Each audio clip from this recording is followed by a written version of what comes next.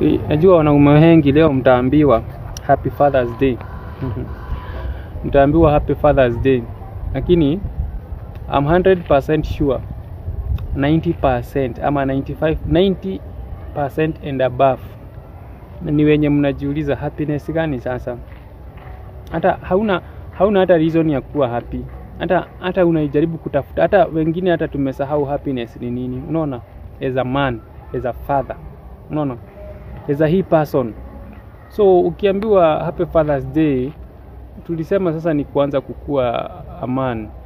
Na hakuna mtu atakuja huko. Tulitafuta hata mzee mwenye, the man that who was supposed to take care of other men, hatumuoni. Hata yeye ni kama aliingia mitini. So it's us and us alone to fight for our position.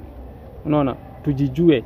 So leo ukiambiwa Happy Father's Day na unafeel wewe hiyo happiness utafuta hivi hauioni, kwa sababu utaambiwa, wale watakwambia Happy Father's Day wengi ni wenye hawaishi na wewe, wanakuonanga tu.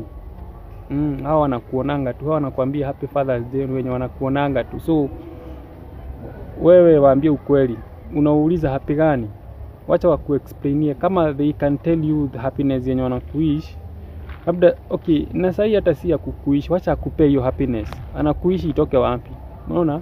Happy Father's Day. Mpeleke mahali, enda umbaie lunch leo.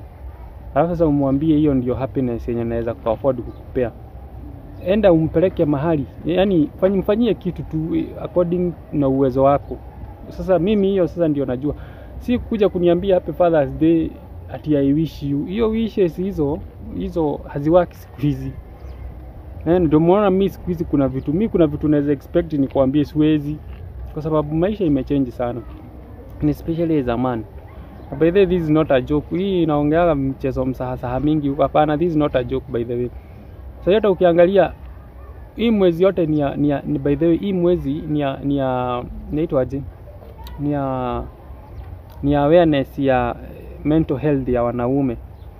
Na ukiangalia saa hizi ladies, mambo ya ladies bado inaendelea. Hakuna, nobody is talking about it. Hivyo tu tuliokuwa tu anyway, tuko tu hivyo. Najua kikwetu tunasemaga ati mwanaume ni aliachiwa Mungu na jua. Hiyo hata jua ilienda hata Mungu sasa mwenyewe, mwanaume sasa ni yeye. Anyway, so mimi nilikuwa hapo kwa leo. Ukiambiwa Happy Father's Day na unafeel hiyo happiness, unaanza kujiuliza happiness. Yes, wengine watakwambia I wish you happiness. Let them. Hakuna hizo vitu, tulidanganywa. Wewe mwenye umefikiria kumwambia hivyo, make sure you do something to make them happy. Hata kama utafanya, usifikirie sana wote I can do. Hata unaweza hata mnunulia ringos. Unaweza mnunulia ringos za 10 bob kauko, hiyo ndio unaweza afford.